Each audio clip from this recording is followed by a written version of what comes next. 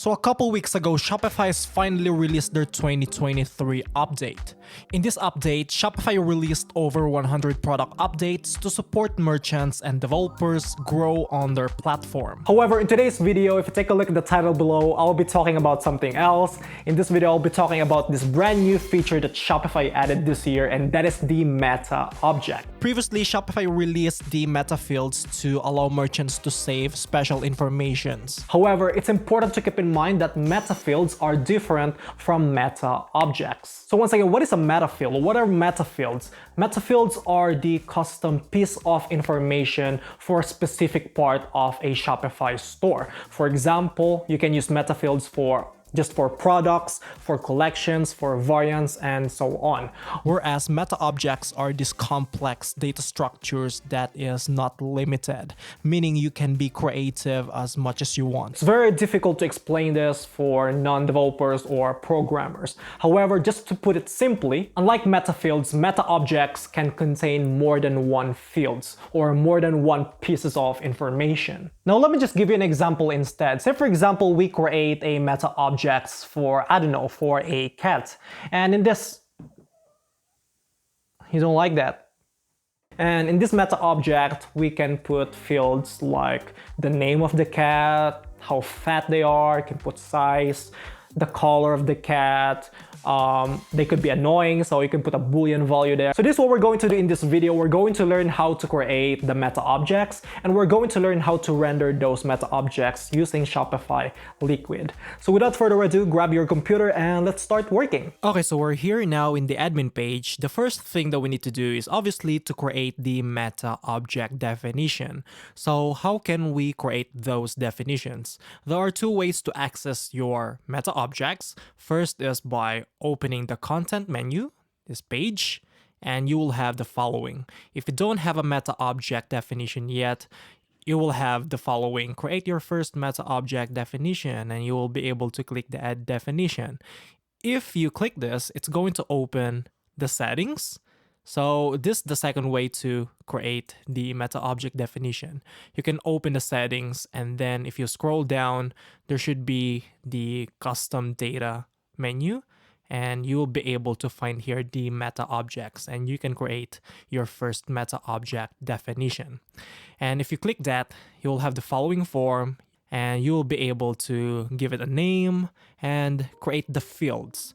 So say, for example, we're going to create a meta object definition for instructor. Since I am a online instructor, I'll just create a meta object definition for online instructors. So online instructor. And then I will change the type. Instead of online instructor, I will call it just instructor. Okay? So call it instructor, or if you want to change it something else, like, I don't know, professor, it will work as well. So let's just call it that way. And then for the fields, so what do you think are the fields for the online instructors? Obviously, we're gonna need the name of the professor or instructor. So let's just create a field, and it's going to be a single line text. So this is going to be for the name. So I'll just call it name. So name. And for the description, you'll be able to see this in the entry creation. So let's just give it a description like, this is the name, or please provide the name of the person. Something like that. And you can even like put a format like example, John Doe. Something like that. That should work as a description. Now for the values, it's going to be one value because it's going to be a name. And then for the validation, you can either just check the required field or not. It's okay. And for the additional rules, you can leave it as is. You don't have to change it. But if you want to use, if you know regular expression, you can apply it here. Say, for example, if you want your name to be all uppercase, then you can put a regular expression here. But I'm not going to apply anything in there, so I'll just leave it empty. And now I can just click the add button.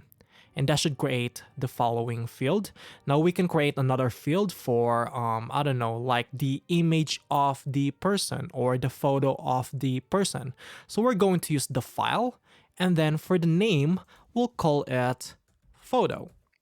And then for the description, please upload a photo or image for the professor, or please upload a photo image of this person, something like that.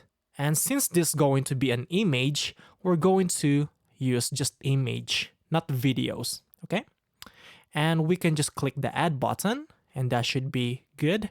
Next one, what else do we need? Maybe we can add like a review, so people know that, hey, is this a good professor? Is this a bad professor?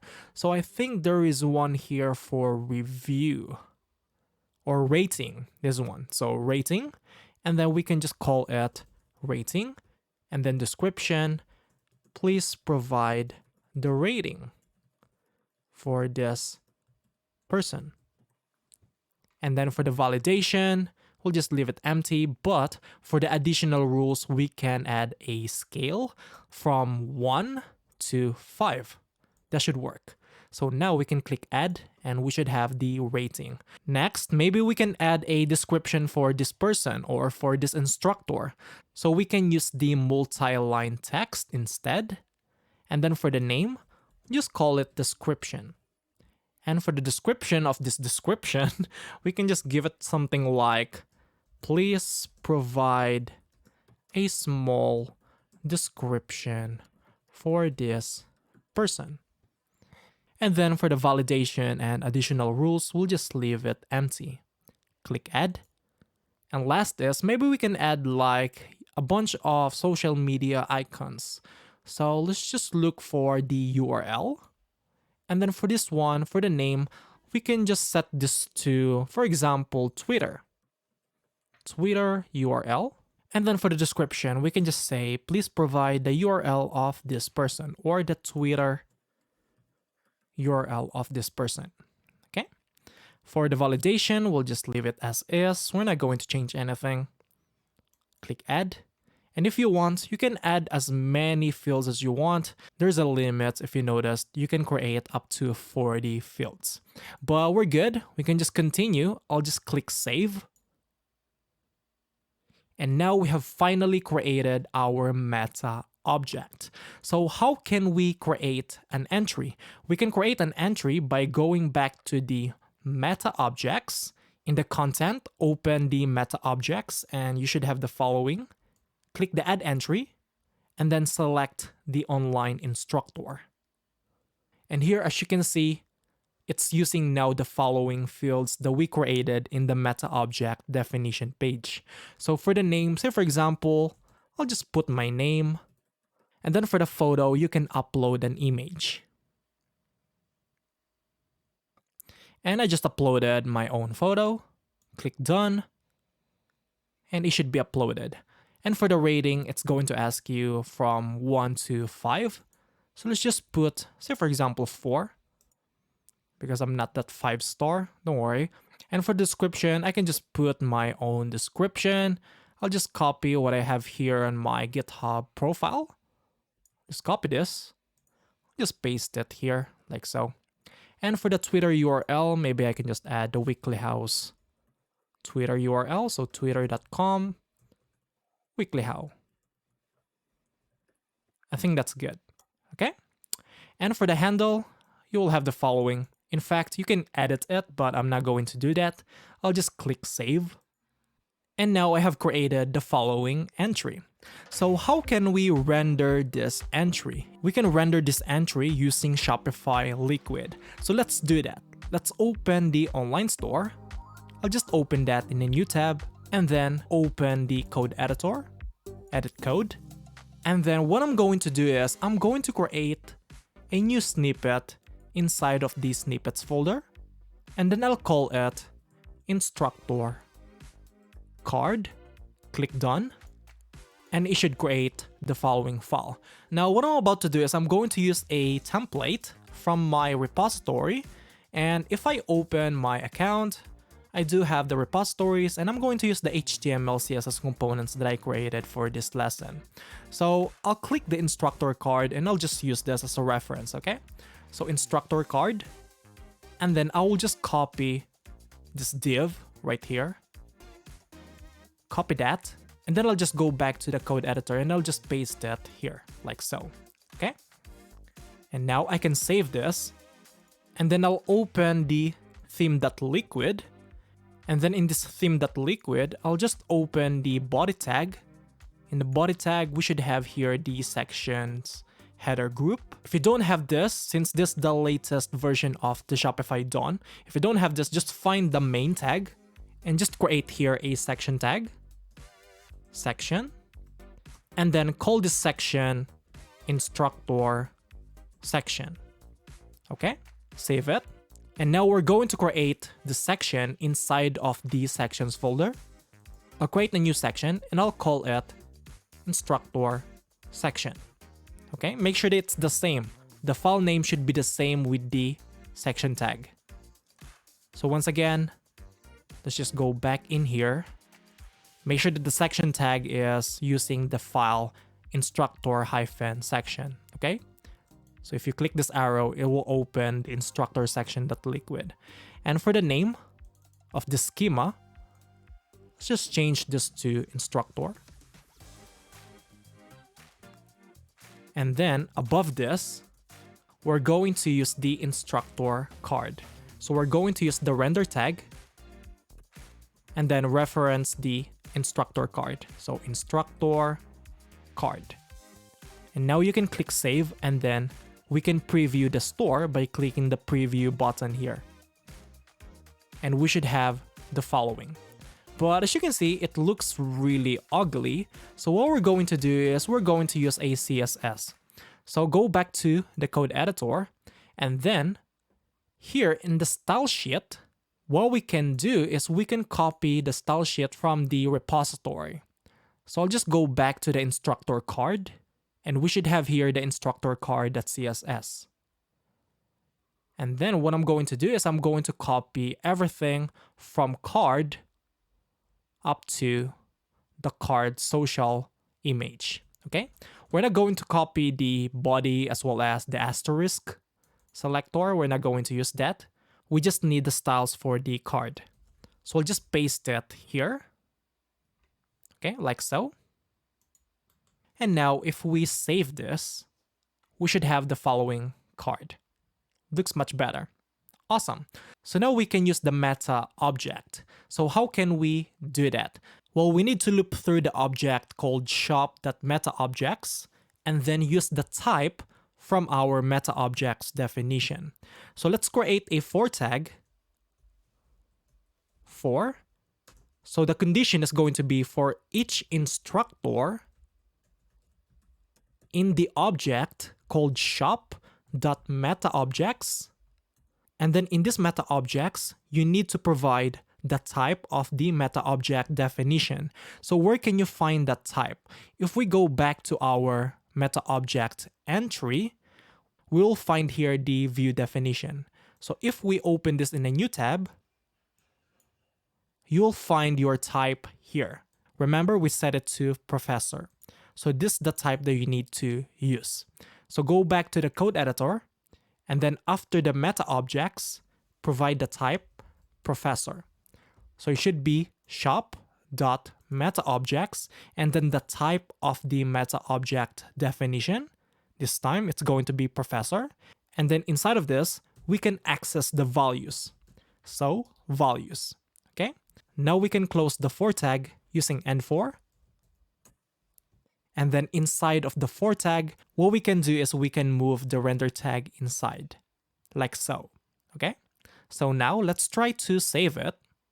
And let's try to go back to the online store and see if it's still working. And there you go, you can see it's still working. But if we create another definition, it's going to render not just one, but this time it's going to render twice. So the more entry that you have, the more cards it's going to render, okay? If you want to try it, feel free to do it. But let's just try first to render the fields. So go back to the code editor and then open the instructor card.liquid. And what we can do is we can create a bunch of variables for the title or for the name of the instructor, and then for the rating, as well as for the description and the social media. Since we just created a Twitter, I think we can just honestly get rid of the YouTube, the LinkedIn, and the Facebook or Instagram. Instead, I'm going to use Twitter here. So instead of Facebook, maybe we can use Twitter. And for the alt, change it to Twitter. Hit save. So we do have the Twitter. Awesome. So let's go back. So let's create a bunch of variables here using the assign tag. Or in fact, we don't need to create these variables using assign tag. Instead, we can use the render tag to declare those variables. We can just call it here directly in the heading title too. So I'll just create name. And then inside of the div with a class rating, we can create a for tag, for, and then I'll call the variable I. So for each I in the number range from 1 to 5, for example, we're going to render a star. So for this, we're going to end the for, and then we'll just move 1 star here, like so. And we can now get rid of this. And for the description, we'll get rid of the placeholder, and we're going to replace this with description. And then for the social, in the href, we're just going to replace this URL with a URL. So it's going to be Twitter_URL. And for the image, I don't think we're going to change it. That's fine. Awesome. So now we have the name, we have the stars, we have the description, and the Twitter URL. What we can do is to declare these variables. How can we do that? We can do that here in the render tag. So here in the render tag, we can create those variables. So name, and then for its value, we're going to use the instructor dot name. So if you're confused, the name is the field that we created. If you go back to our meta object, we do have the following fields: name, photo, rating, description, and Twitter URL. Okay, so let's go back to the code editor. Next is the photo. So photo, and then for its value, we'll set it to instructor photo. Next is the description. So description, and for its value, it should be instructor dot description. If you want, it's best to clean this up like so it's readable. Next is the ratings. It should be instructor dot ratings. Let me just double check. So professor dot rating. So it should be rating. Now I'm going to change the variable. Instead of ratings, I believe I'll call it I ratings, because there is a reserved variable or object called ratings, and I don't want to get confused. So I'll just change it to I ratings. And the last is the Twitter URL. So Twitter_URL. It should be instructor.twitter_URL. Now make sure that you double check everything, the fields that you used. Okay? So you can go back to the meta object and double check everything. But I think it looks good to me, so I'll just continue. Now I can save this. And I can also save the instructor card. But this time I'm going to change something here in the for tag, because right now we are using a number range. We're not really using the value from our meta object. So here in the for tag, for each I in the range from 1 to 5, instead of 5, I'm going to use the I ratings dot, and then in this object, in this variable, there is a JSON object. If you want, we can just save this for now. I'll just show you whatever is inside of this variable. So if we reload our page, we should have the following now. And as you can see, I do have now my name here, but there is a problem here. So let's fix that. First, I'm going to render the value of iRatings. So I think I named it correctly. iRatings. iRatings. Good. So let's save that. And as you can see, we do have the following JSON object. So in this object, there are 3 key paired values. So first is the scale minimum. Its value is set to 1. Second is scale max. Its value is set to 5. And last is the value, and it should be set to 4. So what we need here is the value, okay? So how can we access that? We can access this value using the dot notation, okay? So we can go back to the code editor, and instead of just iRatings, we're going to access the value using the dot notation and then the key value. If you want to access the scale max, you can type scale underscore max. If you want to access the scale min, you can access it using the scale underscore min. But we want the value, so I'll just use value, okay? So save it. And if we go back to the online store, and there you have it. We do have here the 4.0. So that's what we want, but there's going to be a problem here. If we use that value, we can now get rid of this. If we just directly access the iRatings.value, it's not going to work. And that is because it is not an integer. In fact, it is a string. So what we can do is we can turn it into an integer. How can we do that? We're going to declare a new variable. So just above this div, that's what we're going to do. We're going to use the assign tag, and we'll just call it rating underscore value. And for its value, we're going to use the iRatings.value, and we're going to use the filter called append, and we'll just append this with an empty string, and then we're going to round. Okay, so we're going to round this off. Or in fact, instead of just appending empty, append 0. Click save, and go back to the online store, refresh the page. We forgot to use the values, so let's go back here. I'll just copy this variable and place it here in the range. So instead of iRatings.value, we're using this variable now. Click save, and then try it.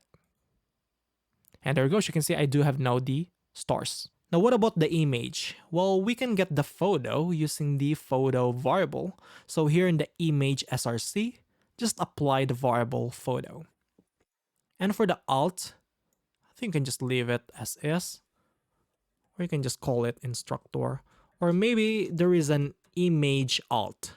So we can just use the same photo and then use the attribute alt. Click save. And it's not working. The reason why it's not working, and that is because we are not using the right URL. So what we can do is we can use the filter called image URL. So go back to the code editor and then use the image URL filter. Click save. And then we can go back to our storefront, and there you go. I have my photo now. And there you have it, folks. We have successfully created or learned what is a meta object. We have learned how to create a meta object, and we have learned how to render those meta objects using Shopify Liquid. So what are your thoughts on this? Do you think the meta objects are going to help you with your theme development? I would love to know your thoughts in the comments below. And now, if you enjoyed this video, let me know by liking this video and subscribe to the channel for more Shopify tutorials. Now, thank you so much for watching, and I will see you next time. Bye!